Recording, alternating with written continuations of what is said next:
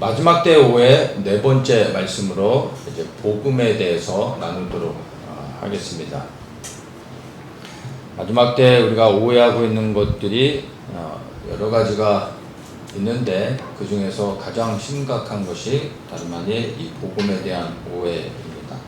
그래서 오늘 이제 복음에 대해서 먼저 제가 이제 하나하나 좀 설명을 간단하게 할 텐데 무엇보다도 복음을 바르게 아는 게 너무나 중요합니다. 그래서 먼저 우리 시대에 우리가 바르게 알아야 될 복음이 무엇인지 그것들을 깨달아 알 때 우리가 새롭게 이 시대 가운데서 복음 위에 세워질 수 있습니다. 그래서 제가 이 복음에 대해서 이야기할 때 여러분께서 한번 집중하면서 이 복음에 대해 한번 다시 새롭게 좀 들을 수 있기를 원합니다.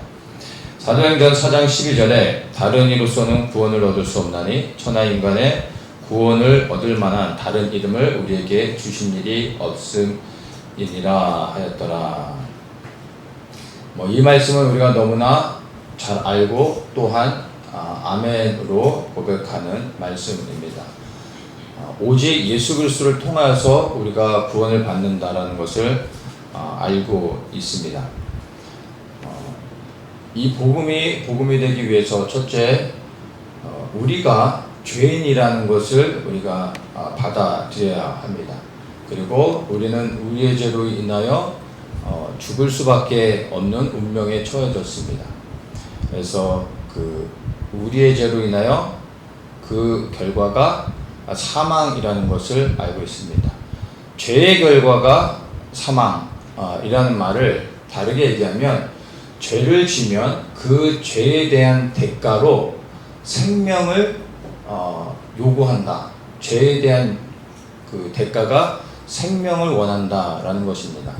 그래서 죄를 지면 그 죄에 대한 책임으로 우리는 생명을 주어야만 하는 것입니다.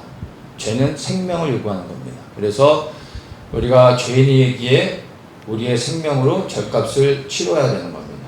그래서 우리가 다 사망을 당하게 된 겁니다.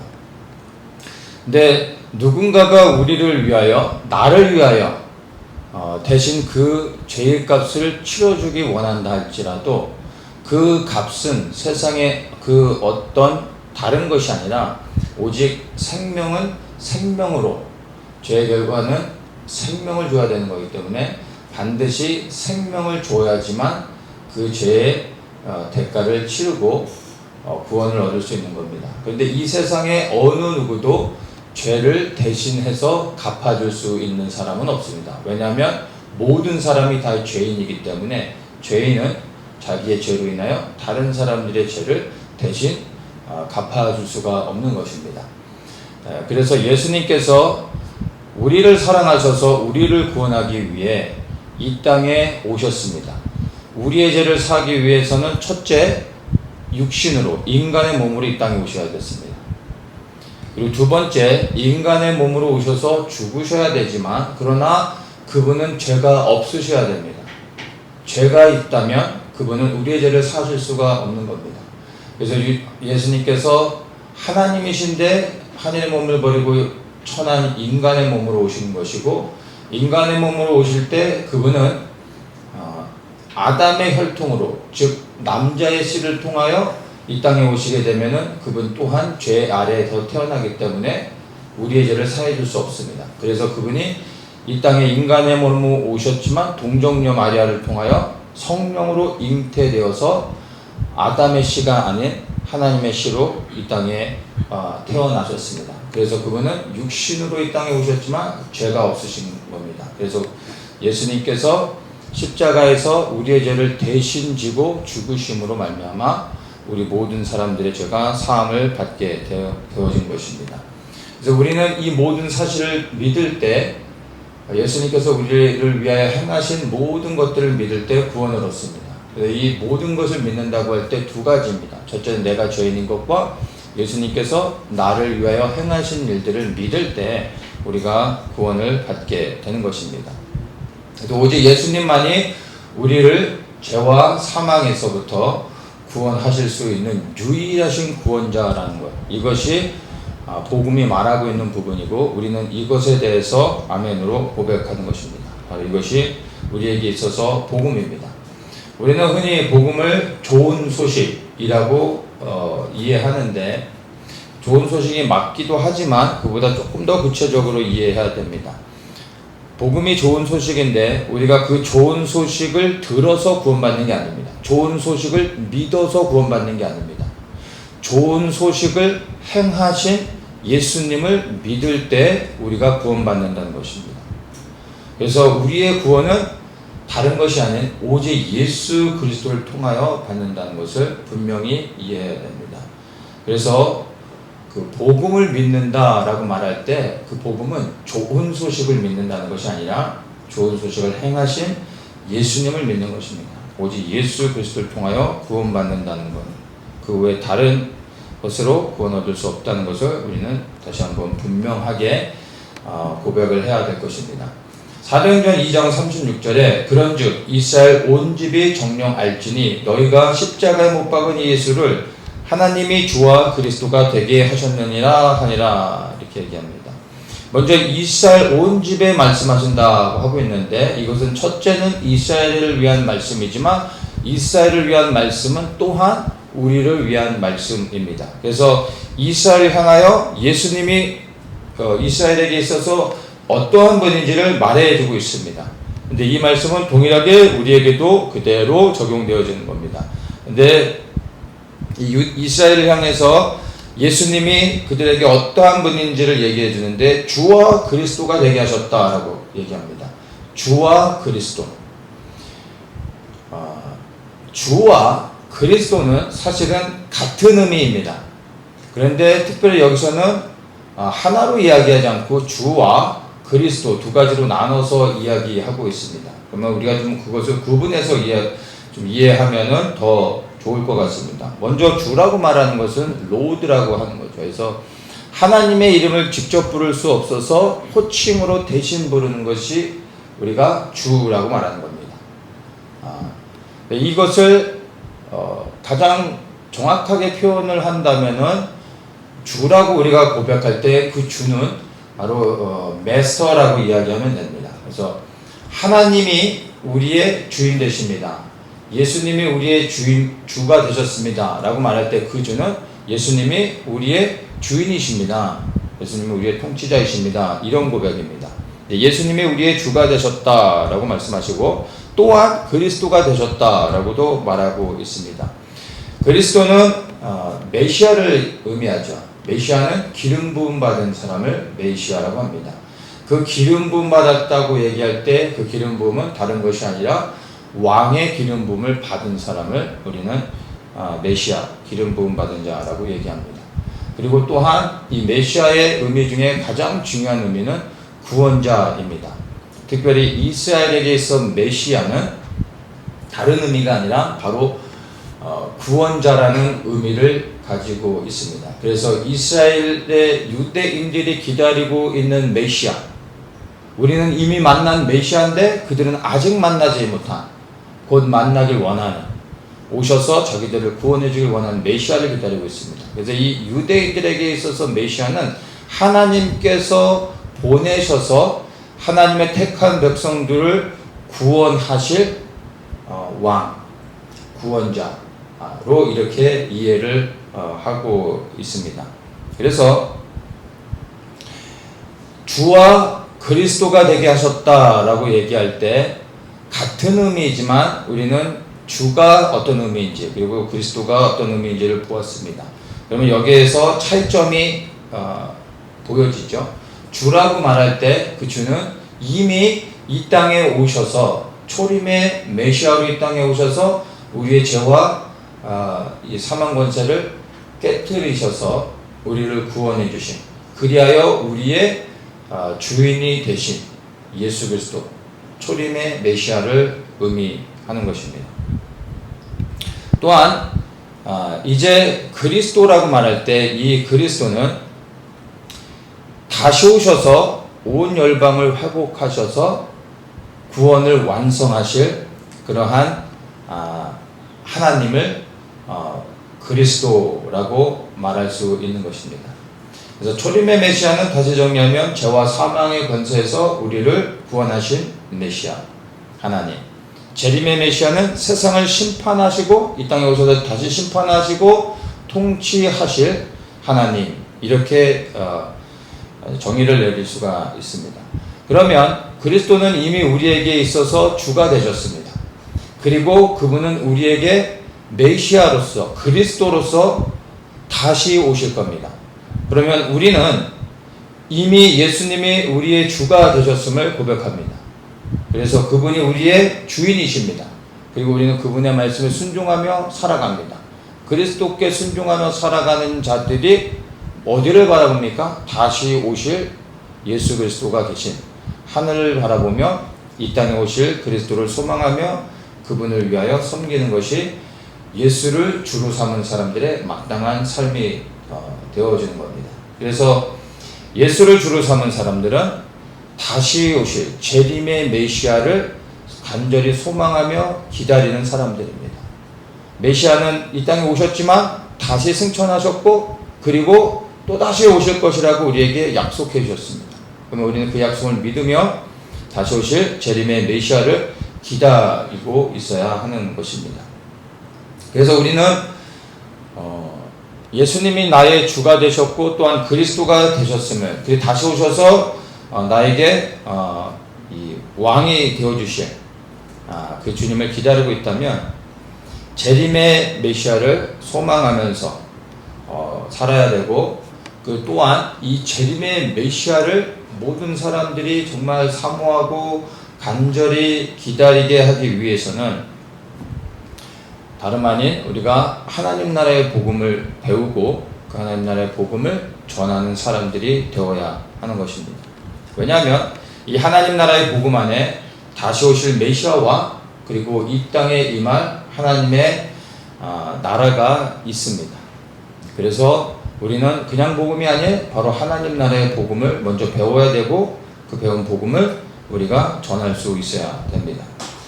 누가복음 16장 16절에 율법과 선지자는 요한의 때까지요 그 후부터는 하나님 나라의 복음이 전파되어 사람마다 그리로 침입하느니라. 침례 요한이 구약의 마지막 선지자였습니다. 구약의 마지막 선지자로서 그가 했던 것이 무엇입니까? 메시아의 길을 예비하였습니다. 메시아께서 등장하시자 그는 사라지게 됩니다.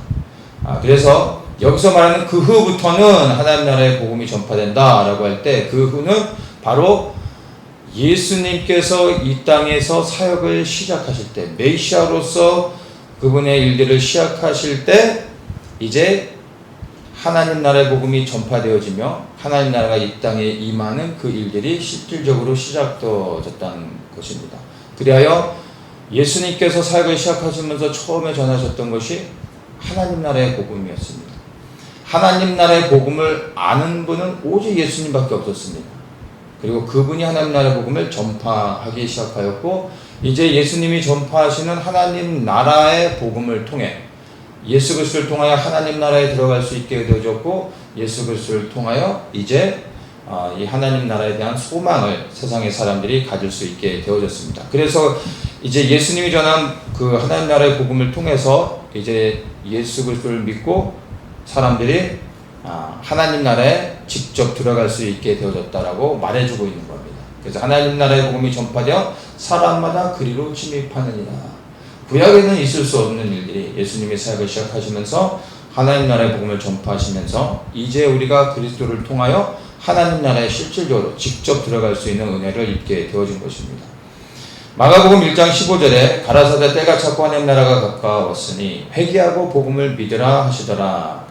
자, 예수님께서 전하셨던 복음이 하나님 나라의 복음인데 예수님이 무엇을 전하냐 하면은 그냥 복음을 믿으라 라고 말씀하지 않고 뭐라고 얘기합니까? 때가 찼고 하나님 나라가 가까웠으니 회개하고 복음을 믿으라. 이게 우리가 전해야 될 복음의 메시지입니다. 지금까지 우리가 전했던 복음의 복음을 전하는 방법이 뭐였습니까? 예수 믿고 복 받으세요. 아니면 뭐 예수 믿고 천국 가세요. 주로 뭐 이런 식이었죠. 그런데 예수님이 전하셨던 하나님 나라의 복음은 그렇지 않습니다. 아주 임박한 상황 가운데서 지금 때가 너무나 급하니까 즉시로 돌이켜 죄를 회개하고 예수님을 믿어라. 그렇지 않으면 심판을 당하게 된다. 왜냐하면 하나님의 나라가 임하고 있기 때문이다. 하나님의 나라가 임한다는 것은 그것이 무엇을 의미하는지 우리는 알지 않습니까? 예수님이 이 땅에 임하셔서 하나님 나라를 왕으로서 통치하시기 이전에 먼저 행하시는 것이 하나님께 속하지 않은 모든 자들을 심판하시는 겁니다. 그래서 그리스도의 재림이 믿는 자들에겐 구원이지만 믿지 않는 자들에겐 두려운 일이요 심판의 날이 되는 것입니다. 우리가 마지막 때를 깨달았을 때 모든 사람들의 반응이 무엇입니까? 정말 때가 너무나 임박해서 즉시로 우리의 삶을 돌이키며 회개하고 하나님 앞에 나아가려고 몸부림치지 않습니까? 그때의 동일한 심정으로 우리가 이제 나아가 복음을 이와 같이 전해야 된다는 겁니다. 하나님 나라의 복음에 그 임박한 그런 시간의 어떤 그 긴박성 이런 것들을 우리가 하나님 나라의 복음을 이해할 때 알 수 있는 겁니다. 그래서 마지막 때의 시작은 언제입니까? 예수님께서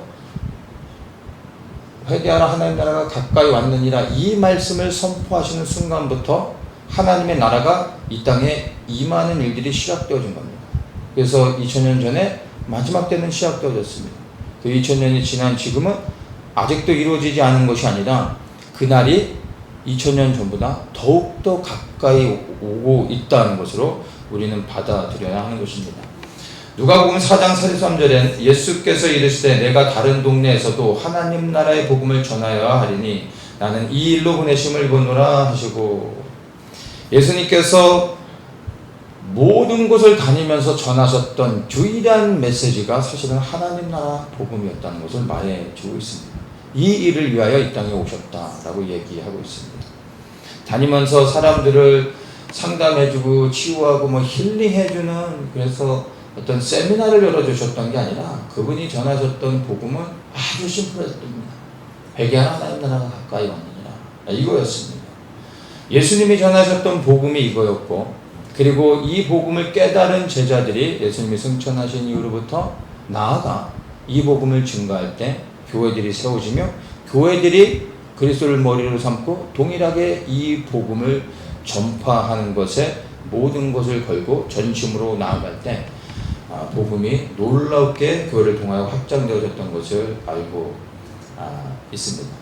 또한 사도 바울과 그리고 예수님의 제자들이 전했던 복음도 하나님 나라의 복음이었습니다. 사도행전 19장 8절에 바울이 회당에 들어가 석 달 동안을 담대히 하나님 나라에 대하여 강론하며 권면하되, 바울이 끊임없이 죽음을 각오하면서 그리고 매를 맞으면서 위험을 무릅쓰면서 많은 곳을 다니며 전도행하면서 전했던 것이 다른 것이 아니다. 예수님이 전파하셨던 그 하나님 나라의 복음을 더욱더 깊이 성도들에게 풀어주며 하나님 나라의 복음을 전하였다는 것입니다. 사도행전 8장 12절에 빌립이 하나님 나라와 및 예수 그리스도의 이름에 관하여 전도함을 저희가 믿고 남녀가 다 침례를 받으니, 예수님의 제자들도 무엇을 전합니까? 하나님 나라와 예수 그리스도. 하나님 나라의 복음을 전하면 그 하나님 나라 복음 안에 가장 그 코어가 무엇입니까? 예수 그리스도. 그리스도를 통하여 이 땅에 이루어지는 하나님의 나라. 그래서 하나님 나라의 복음을 전하면 균형을 맞추게 됩니다.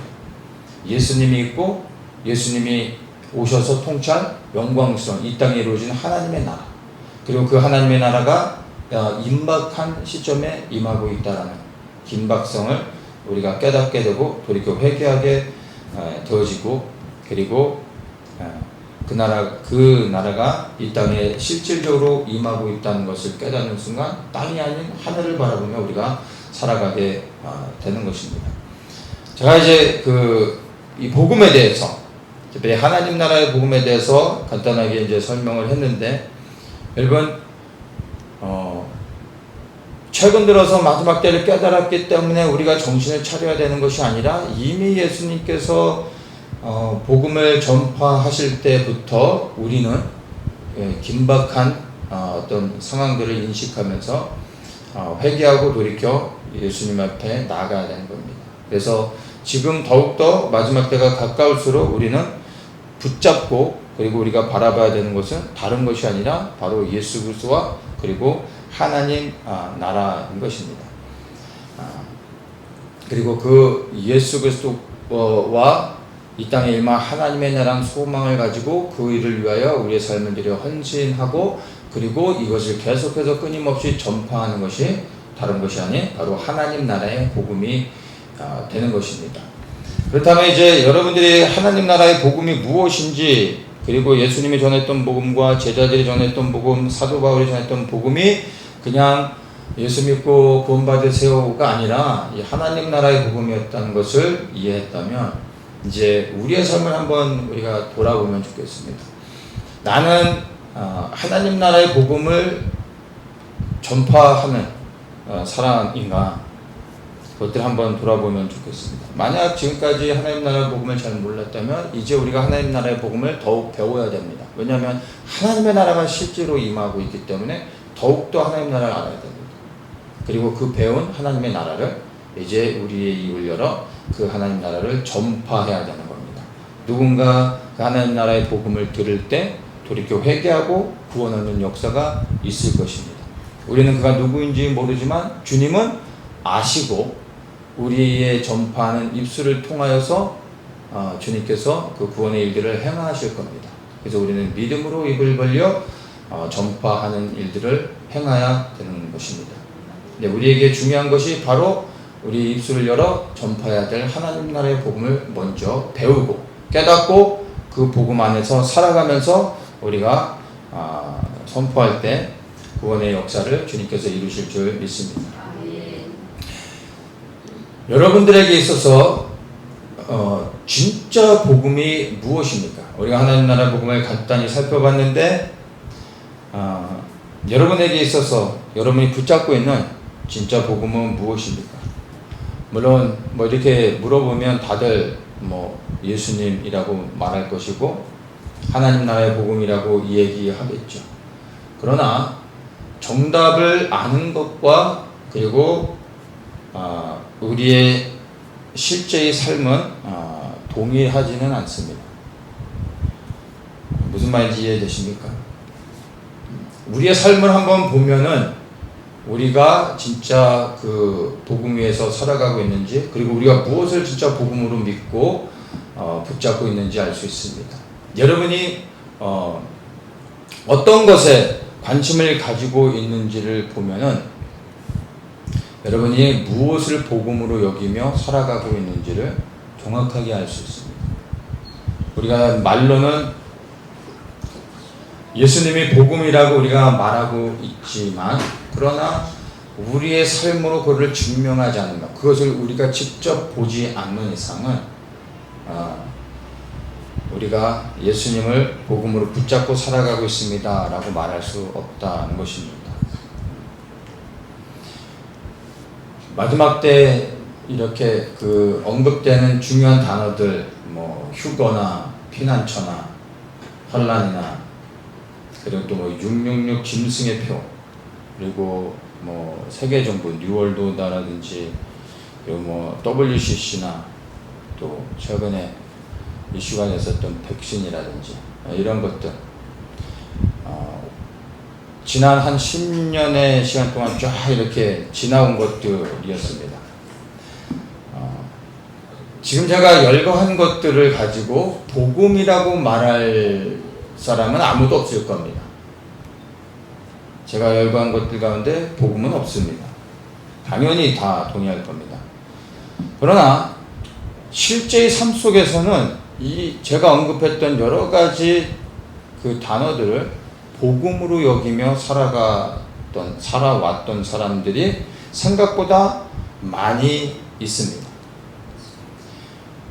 예를 들어서 저는 이제 2011년에 2011년 겨울에 마지막 때를 깨닫게 돼서 지난 대략 한 10년 정도가 지났다고 봐야 되겠죠. 그 전에는 제가 모릅니다. 그 저보다 더 먼저 깨어난 사람들도 있었겠지만 제가 2011년 겨울에 이제 마지막 때 깨닫게 됐기 때문에 그 전에 있었던 일은 모르지만 그 이후로부터 대략 한 10년의 시간들을 이렇게 지나오면서 하나의 이렇게 그 패턴들이 좀 있었습니다. 그러니까 처음 이제 그것을 마지막 때 깨달았을 때 마지막 때를 깨달은 사람들에게 있어서 가장 큰 이슈가 이제 짐승의 표, 베리칩이었습니다. 비슷한 시기에 이제 깨어나셨던 분들은 아마 동일하게 공감하지 않을까 싶습니다. 이제 교계적으로도 막 문제가 돼서 교단적으로도 이것에 대한 그 설명회들을 하고 그랬던 적이 있었는데 베리칩이 666이다 아니다 하면서 아니 베리칩은 짐승의 표다 이런 이슈들 그리고 그 당시에 베리칩이 666이다 라고 담대히 선포하면서 교회에서 목소리를 냈던 목사님들이 계십니다. 깨어있는 목사님들이었죠. 많지 않습니다. 소수의 목사님들입니다.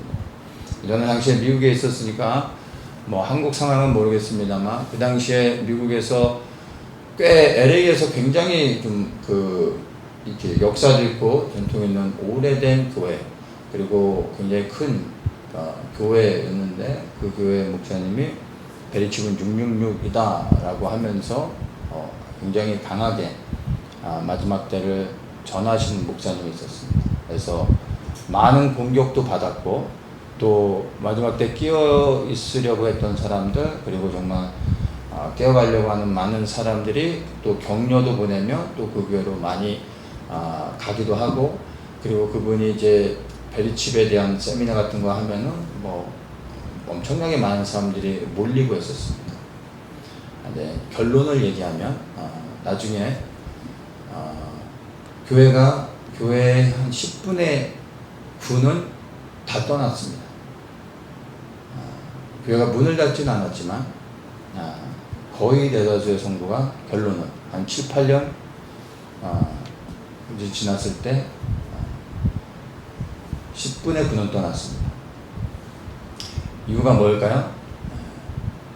그분이 지난 그 10년의 세월 동안 끊임없이 전했던 게 베리칩은 666이다. 이게 그분에겐 복음이었습니다.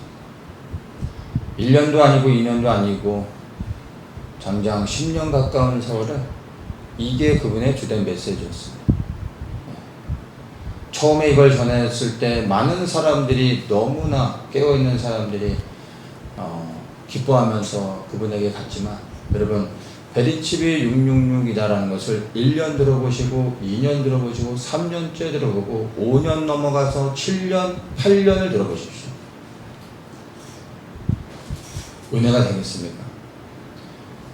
극단적으로 치우쳐서 결국에 많은 성도들이 떠나고 실족하는 일들이 있었습니다. 또 그분 말고도 베리칩은 666이다 라고 하면서 강하게 그리고 자극적으로 극단적으로 전하시는 목사님이 있었습니다.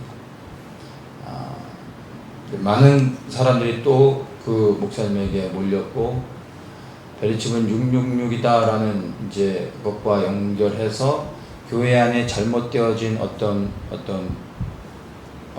부분들 어떤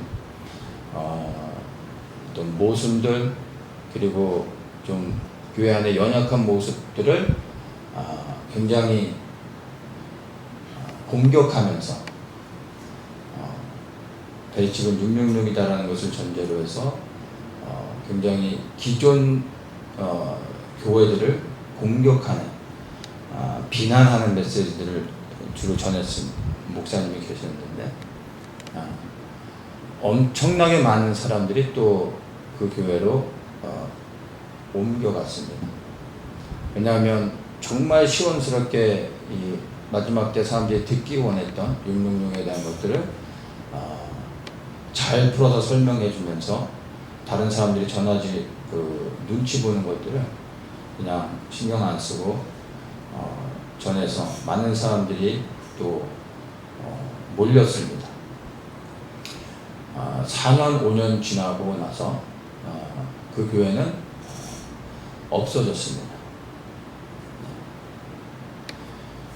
자세한 내용들은 설명하지 않겠지만 결론은 그렇게 됐습니다. 왜일까요? HB 666이다라는 것은 복음이 아닙니다. 교회로서의 온전한 복음을 전하지 못할 때 결국에 교회는 무너질 수밖에 없는 겁니다. 극단적으로 치우칠 때 결국에 문제가 생길 수밖에 없는 겁니다. 그래서 마지막 때를 정말 자극적으로 그리고 강하게 극단적으로 또 다른 교회들을 비난하면서 마지막 때를 전했던 대다수의 교회들은 5년에서 7년 사이에 다 문을 닫았습니다. 제가 10년간의 미국에 깨어있는 교회들을 바라보면서 느꼈던 것은 깨어있었던 제가 처음에 깨어났을 때 마지막 때를 전하는 교회들이 제법 많았습니다. 시간이 지날수록 점점점 사라지는 겁니다. 교회들이 문을 닫고 사라졌습니다.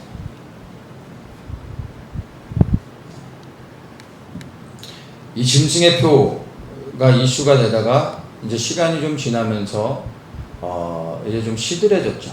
더 이상 요즘 들어서 뭐 베리칩은 666이다 이런 얘기하는 것도 별로 없습니다. 그렇죠?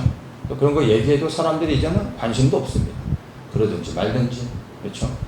이제 그런 건 넘어섰습니다. 그 다음에 이제 그 마지막 때 깨어있는 사람들에게 하나의 트렌드로 또 유행으로 돌아왔던 게 이제 뭐였습니까? 세계 정부 시스템, 뉴 월드 오더. 그래서 뭐 프리메이슨, 일루미나티, 빌더버그, CFI, 뭐 삼각위원회 뭐 이런 것들. 그래서 성도들 가운데 말씀을 잘 모르는데 이 세계 정부의 어떤 그 히스토리들, 특별히 막 또 유럽의 뭐 어떤 혈통들까지 해서 뭐 적나라하게 뭐 어마어마하게 연구해가지고 그것을 풀어내는 사람들도 많이 있었습니다. 그래서 이런 분야에 거진 전문가가 된 사람들도 있었습니다. 깨어있다는 교회들이 한때는 이제 이런 것들, 뉴월드 오더에 관련된 세계 정부 이 어떤 시스템들을 알려주는 그러한 강사들을 교회마다 초청했습니다. 깨어있다는 교회들은 다 그런 사람들을 초청해서 프리메이슨에 대해서, 일루미나티에 대해서 전하는 것을 교회에서 듣고 막 받아 적고. 왜 적는지 모르겠어요. 그리고 적어서 복음입니까? 애워서 뭐 살이 됩니까? 한 시즌엔 이게 굉장히 유행이었습니다. 그리고 이거를 전하는 사람은 정말 깨어있는 사람, 깨어있는 선지자, 이런 식으로 사람들이 생각을 했습니다. 이것도 한풀 갔죠. 지나고 났더니 다 헛된 거였습니다. 알았더니 여러분들이 예수님을 더 깊이 알아가는데 정말 은혜가 됐던, 주님과의 관계가 더 깊어지게 했던 것이 있습니까? 프리메이슨 알고 일루미나티를 알았더니 여러분들이 예수님을 더욱 사랑하게 되었더라. 뭐 이런 얘기 들어보셨습니다. 다 헛된 거였습니다. 그리고 또 이제 짐승의 표가 이제 오바마 케어다. 이게 한순간 엄청난 이슈가 됐습니다. 한국에서는 뭐 모르겠는데 저희 미국에서는 깨어있다는 사람들에 있어서 이 이슈는 엄청나게 중요한 것이 되었습니다. 왜냐하면 오바마가 대통령이 되고 오바마가 이제 의료보험 개혁을 하는데 그 의료보험 개혁 안에, 오바마 케어 안에 모든 사람들에게 칩을 받게 하는 것이 조항이 들어가 있다. 뭐 그래서 누가 또 뭐 그거를 비밀 문서로 어떻게 뭐 입수해가지고 뭐 바깥에 공개를 했다니, 그래서 막 그 문서도 막 진짜 뭐 좀 누가 봐도 진짜 뭐 비밀 문서로 어떻게 뭐 발견한 것처럼 해서 알리기 시작했는데, 뭐 이제 오바마 케어가 시작되면 칩을 받지 않는 사람들, 이 칩은 곧 666이고 짐승의 표를 받지 않은 이 오바마 케어 칩을 받지 않는 사람은 이제 비행기도 못하고 마켓도 못 가고 이제는 환란이 시작된다. 이래서 한국에서는 뭐 어떤지 모르지만 미국에 있는 사람들에게는 아주 심각한 상황이었습니다. 그래서 어떤 사람들은 정말 다시 한국으로 돌아가는 역이민을 심각하게 고려하고 그리고 실제로 두려워서 한국에 간 사람들도 있었다는 얘기들을 들었습니다.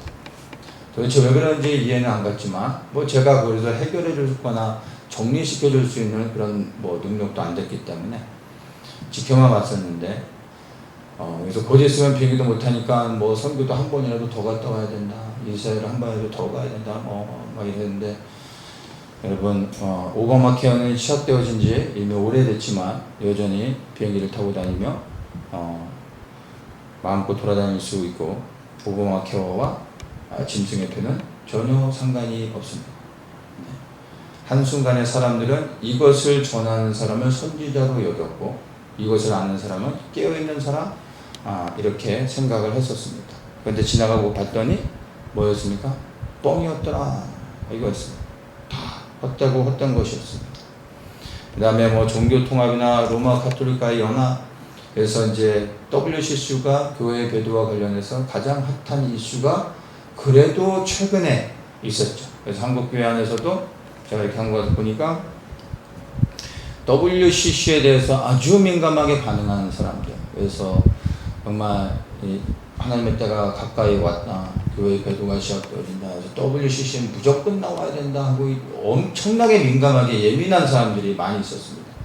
왜 그렇게 예민하나 했더니 나중에 이렇게 보니까 이 WCC에 대해서 또 마지막 때 깨어있는 목사님들이 WCC에 대해서 막 전했을 거 아니에요? 그런데 이 WCC에서 전하면서 이 얘기했던 것이 거기에서 무조건 나와야 된다, 거기 있으면 구원 못 받는다, 더 나아가 WCC에 속해 있으면 휴거를 못 받는다. 이게 복음이었어요. 이게 강단에서 전하는 메시지였다는 거예요. 그래서 정말 그거를 들은 사람들이 진짜 그런 줄 알고 WCC에 속한 교회에 있으면 휴거를 못 받는구나, 구원을 못 받는구나. 그래서 나오는 거예요. 나와서 봤더니 WCC에 안 속한 데가 없는 거예요. WCC에서 나올 뿐만 아니라 WEA도 나중에 알고 봤더니 그놈이었는데 WCC에 안 속해서도 WEA와 연관되지 않은 정상적인 교단은 거의 없습니다. 한국에서 얘기하는 흔히 군소교단이라고 하는 정상적인 이렇게 신학교육을 하지 못해서 이렇게 메이저 교단에 못 들어오는 사람들이 만든 소수의 조그만 교단들, 이런 데들은 속하지 않았죠.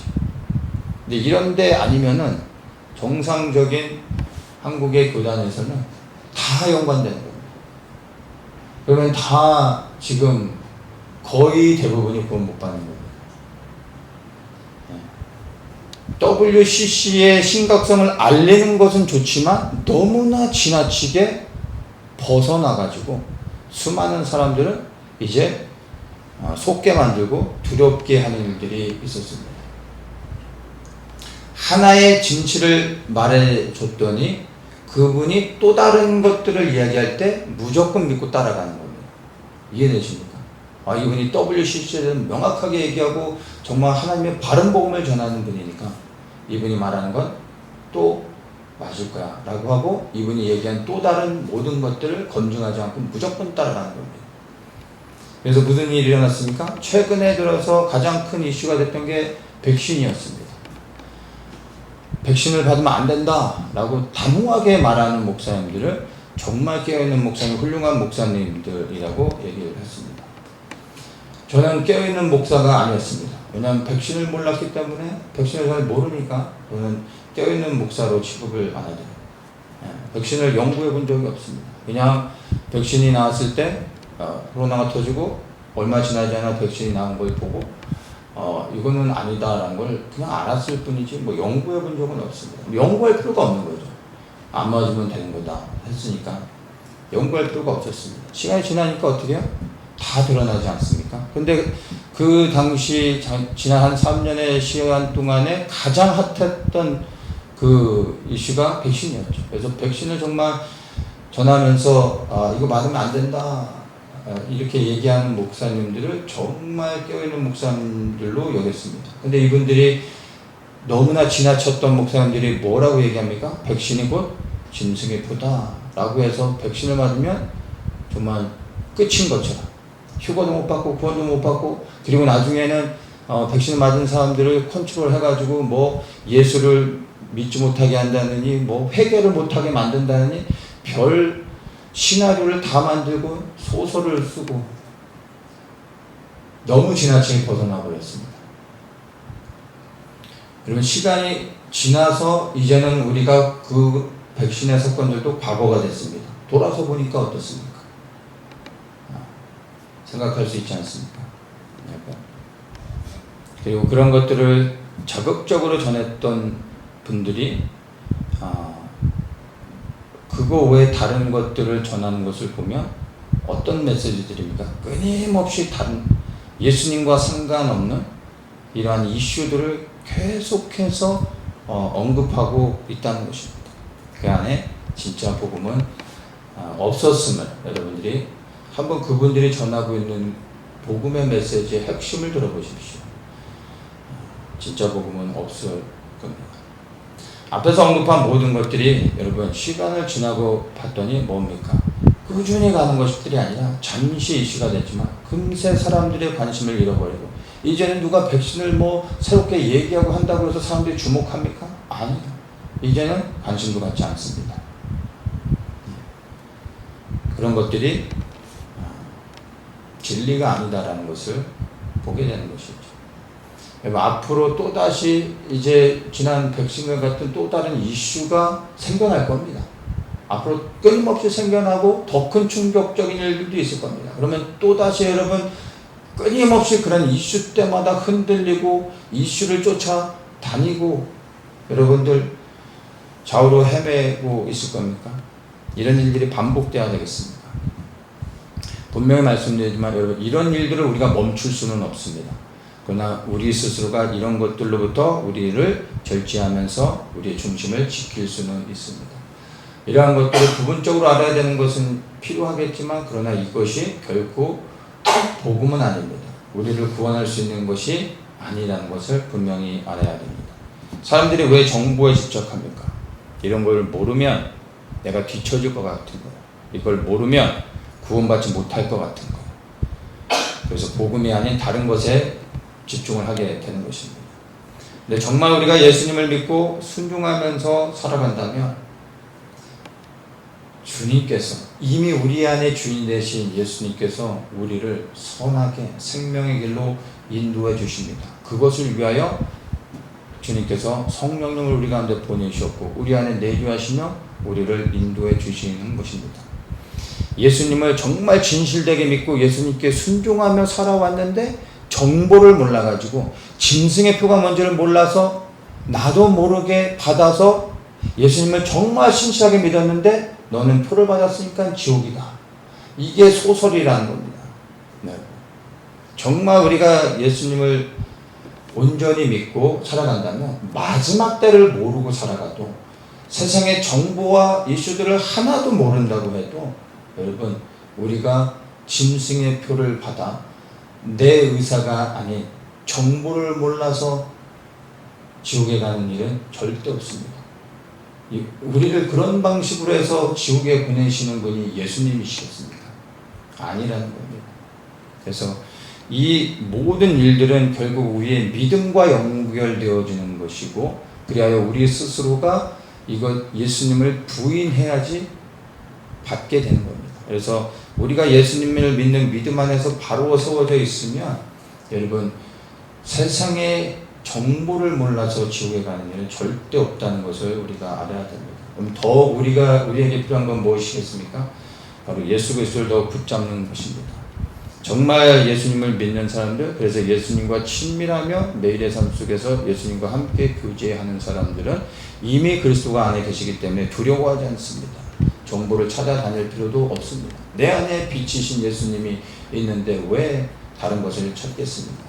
그래서 마지막 때를 깨달은 사람들 중에서도 부류가 있는데 정말 예수님과 친밀하여 인격적으로 아주 깊이 있는 교제를 나누는 사람들을 여러분 주변에서 보십시오.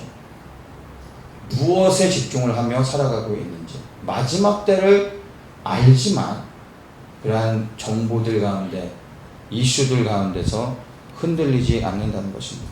나의 부르신 자리를 알고 그 부르신 자리에서 충성스럽게 섬기며 자기 역할들을 감당하고 있다는 것입니다. 우리 갈라디아서 1장 7절과 8절을 제가 다시 한번 읽겠습니다. 다른 복음은 없나니 다만 어떤 사람들이 너희를 요란케 하여 그리스도의 복음을 변하려 함이라. 그러나 우리나 혹 하늘로부터 온 천사라도 우리가 너희에게 전한 복음 외에 다른 복음을 전하면 저들을 받을지어다. 이 갈라디아에서 말하는 이 다른 복음은 제가 말하고 있는 것과 이 당시의 이슈는 좀 다른 거였습니다. 그러나 사실 이 메시지는 오늘 마지막 때를 살아가는 우리들에게 동일하게 적용되어지는 것입니다. 지금 우리에게 다른 복음은 무엇입니까? 바로 마지막 때 관련된 이슈들. 이것이 복음이 아닌데도 불구하고 복음인 것처럼 이것에 집착하며 이것을 붙잡고 살아가는 사람들. 여러분, 복음은 오직 예수 그리스도입니다. 베리칩을 안 받아서, 짐승의 초를 안 받아서, 백신을 안 받아서 천국에 갈 수 있는 게 아니라 오직 예수 그리스도의 성령의 인을 받은 자만이 천국에 들어가는 것입니다. 칩을 안 받는 거에 여러분의 삶에 초점을 맞추지 마십시오. 예수님 안에 거하는 곳에 초점을 맞추면 짐승의 표를 받을 수가 없는 것입니다. 이해되십니까? 무엇에 우리의 방향을 세워야 될지를 분명히 하셔야 되는 겁니다. 정세와 시대의 표적을 하는 것도 필요하겠지만 여러분, 그렇다고 그런 것 때문에 우리의 마음의 중심을 빼앗겨서는 안 됩니다. 하나님 나라의 복음으로 믿음의 반석을 세우십시오. 그리고 이제 다른 복음에 흔들리지 마시고 오직 복음은 예수 그리스도입니다. 오직 그분만이 우리를 구원하십니다. 더욱더 때가 가까울수록 오직 예수 그리스도를 붙잡고 예수 그리스도를 더욱더 알아가며 하나님 나라 복음 위에 견고히 세워져서 다시 오실 주의 길을 예비하시는 분들 되시기를 주님의 이름으로 축복합니다. 아멘.